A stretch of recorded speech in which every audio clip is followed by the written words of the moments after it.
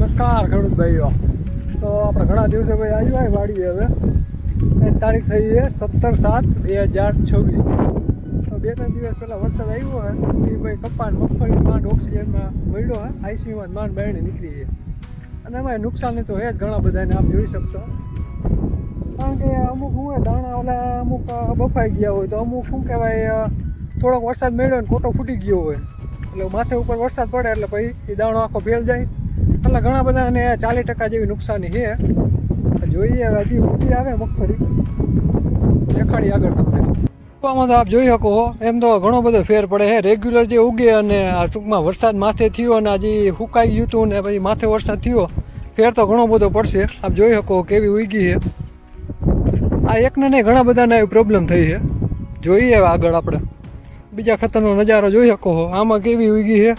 આમ તો લગભગ હરખું જ લાગે છે. આ બધી એમ ઉગી ને લગભગ બધાને જોઈએ એવું ભાઈ શું કે મોટી થાય ને ભાઈ કેવી ઘાટીક લાગે છે. વાંધો નથી આવે આમ વાવી નથી પડે એમ.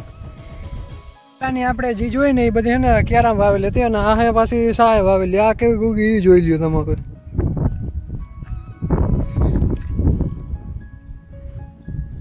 આમાં કાંઈ બહુ એવું બધું સારું નથી. કપામાં પાછો સોંપવો પડે એમ જ છે. હવે આમ જોઈ શકો બધા પાછો બીજી વાર સોંપ્યો હોય, દાણા ફેર ગયા છે ટૂંકમાં. આ બાપુ પ્રગતિના પંથે હાથી આપવા માંડ્યા, કપા ઉગી ગયો બરોબર એક ક્લાસનો એની માને. હવે તેને ફૂલ પ્રગતિ કરવાનો વિચાર છે. આપ જોઈ શકો હાથી હાકે આમાં બાપુ ફૂલ પ્રગતિના પંથે છે એ માને. જોઈએ હાથી બાજી હાકીને કમ્પ્લેટ હમણાં તો ગેડા આવવા મળશે એટલો કપા ઉતરવાનો હોય આ વખતે તો એને. આપ જોઈ શકો છો.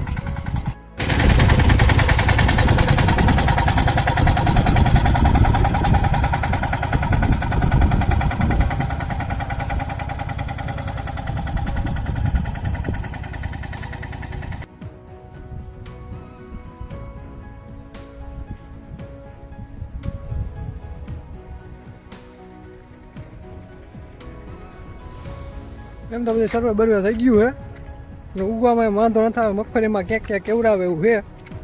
તો થોડા દાણા લઈ આવે ને દાતા શું હોય થોડું ઘણું વાવી દેવું બરાબર, એટલે વાંધો આવે નહીં હવે.